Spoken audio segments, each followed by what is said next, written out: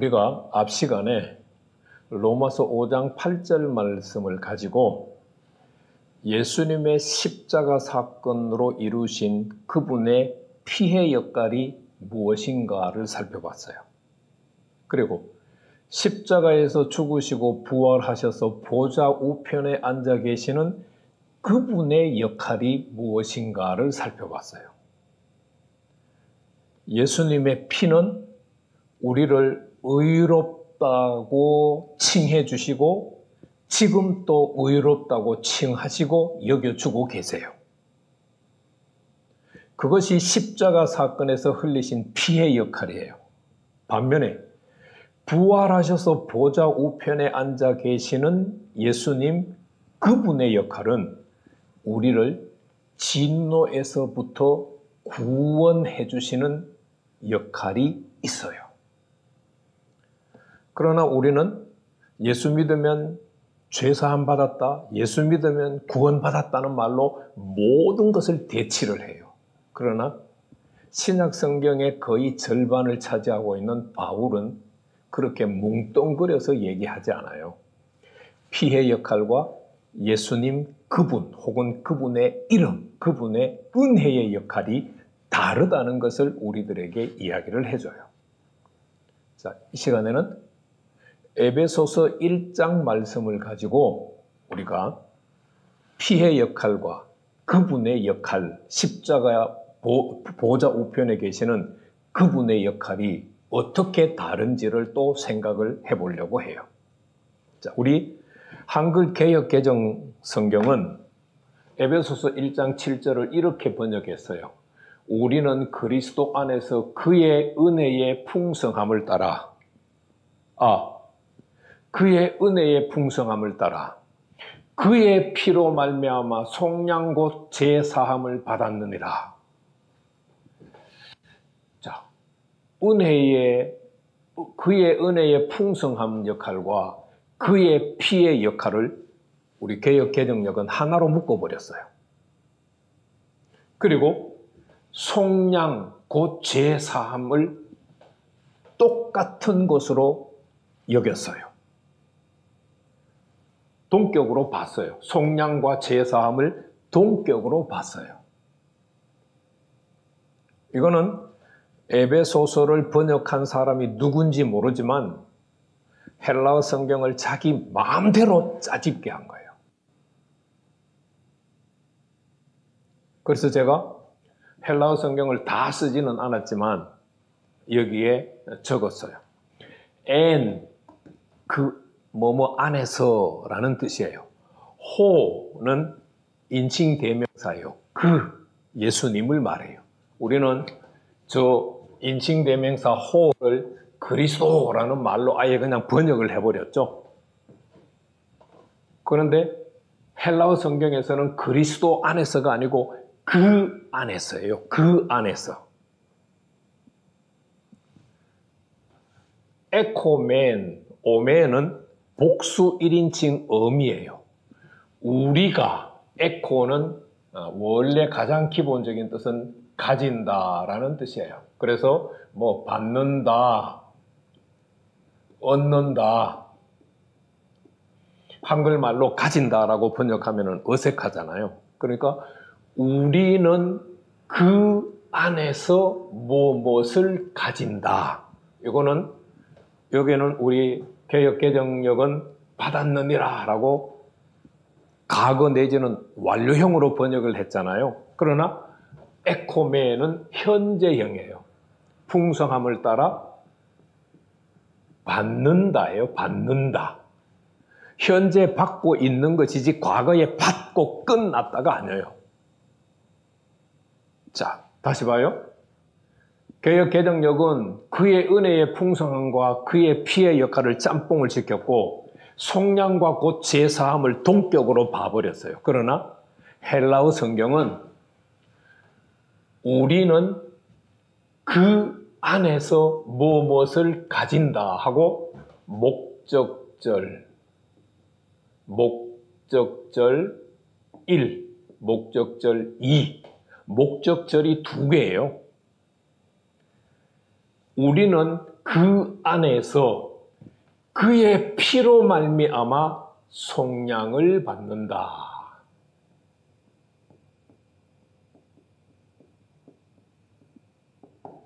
그리고 또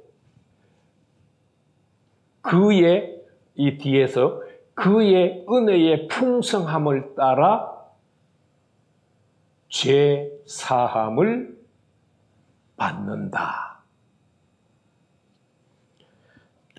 그러니까 에베소서 1장 7절은 예수님의 피의 역할과 보좌 우편에 앉아 계시는 그분의 은혜의 풍성함의 역할이 달라요. 예수님의 피의 역할은 우리를 속량을 받게 해줘요. 지금 받게 해줘요.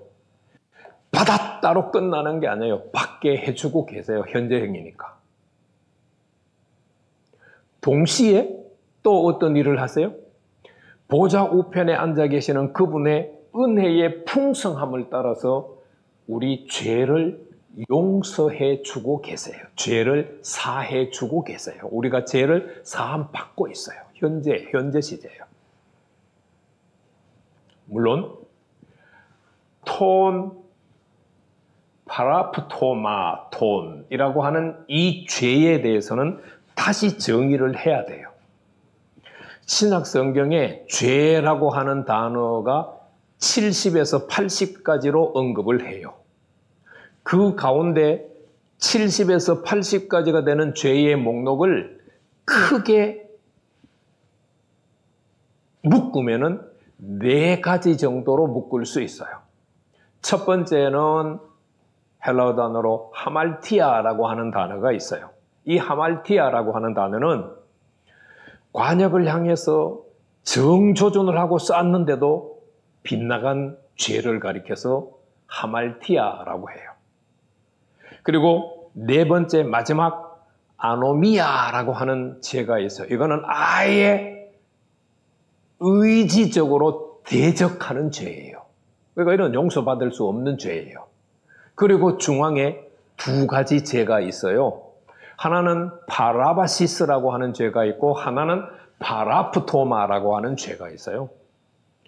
파라바시스라고 하는 죄는 우리가 봄에 잔디가 솟을 때 잔디에 들어가지 마세요 하고 이렇게 팻말들을 하고 거기다가 이제 이렇게 울타리를 치고 팻말을 붙여놨잖아요. 그런데 잔디가 너무 파릇파릇해요. 그래서 여기에 들어갈까 말까 들어갈까 말까 들어갈까 말까 견주어보고 있는 것을 파라바시스라고 하는 죄라고 해요. 반면에 여기에 있는 파라프토마는 어떤 죄냐? 넘어갈까 말까 잔디에 들어갈까 말까 들어갈까 말까 하다가 아예 그냥 잔디에 들어가서 아예 살고 있어. 살고 있는 죄를 가리켜서 파라프토마라고 해요. 그러니까 이 파라프토마는 우리가 이 세상 속에서 세상의 사회구조, 세상의 문화, 이 모든 것들은 우리로 하여금 죄를 짓게 하는 영역들이잖아요. 우리가 그 속에 들어가서 살고 있는 것 자체가 죄예요. 바로 그 죄를 용서해 주신다는 거예요. 사해 주신다는 거예요. 정리를 하면은요, 예수님의 십자가 사건, 그분의 피로는 우리가 속량을 받아요. 로마서 5장으로 말하면은 의롭다 하심을 받았고 지금 또 받고 있어요. 반면에 보좌에 앉으신 그분의 은혜의 풍성함을 따라서는 우리가 파라프토마라고 하는 죄를 사함 받고 있어요.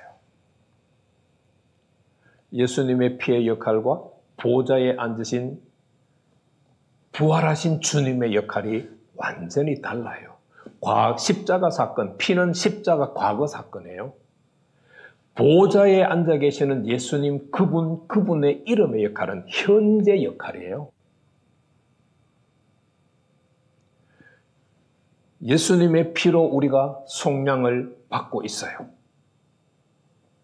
보좌 우편에 앉아 계시는 그분의 은혜의 풍성함을 따라서 우리가 죄를 용서받고 있어요. 그럼 과거의 십자가 사건의 피로 속량을 받은 상태에서 가만히 있으면 우리가 그의 은혜의 풍성함을 따라서 죄사함을 받게 될까요?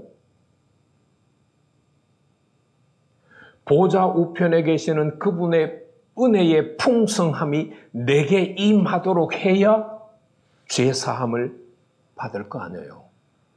우리는 예수 믿으면 죄사함 받았다고 하는 말로 다 뭉뚱그려서 취급하고 있는데 바울은 바울의 서신에서 전혀 우리가 생각하는 것과 다른 이야기를 하고 있어요. 저는 피로 말미암아 의롭다함을 속량을 받은 자리에서 가만히 있다고 저절로 보좌 우편에 계시는 그분의 은혜의 풍성함이 내게 임해서 죄가 용서된다고 저는 믿지 않아요. 속량을 받은, 피로 속량을 받은 은혜를 누리고 있는 내가 해야 될 일은 뭘까? 그분의 은혜의 풍성함이 내게 임하도록 해야 돼요. 그게 뭐로 가능할까요? 역시 저는 회개밖에 없다고 생각해요. 제가 지금까지 찾은 방법은 회개밖에 없어요. 회개를 할 때 보좌 우편에 앉아 계시는 그분의 은혜의 풍성함이 내게 임하게 되고 죄가 계속해서 용서받는 일이 일어나요. 여러분 어떻게 하실래요? 그의 피로 속량을 받은 상태에서 그냥 계속 지금처럼 사실래요? 아니면 보좌 우편에서 그분의 은혜의 풍성함을 가지고 우리 죄를 사해 주시도록 무언가를 하실래요? 그래서 저는 11년째 회개를 하고 있어요. 오늘도 결론은 똑같아요. 여러분들이 그분의 피로, 과거 사건인 그분의 피로 속량을 받은 것으로 만족하고 살려면 사세요.